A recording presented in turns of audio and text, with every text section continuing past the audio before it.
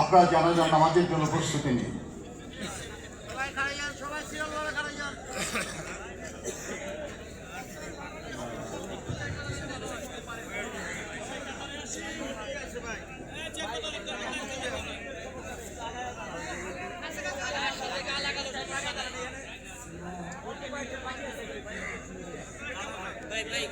করলাম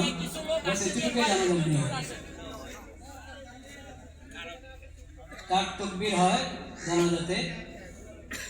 প্রথম তকবীর আমরা হাত উঠাবো, প্রথম তকবীর পর সানা, দ্বিতীয় তকবীর, এরপর দুরূদ শরীফ,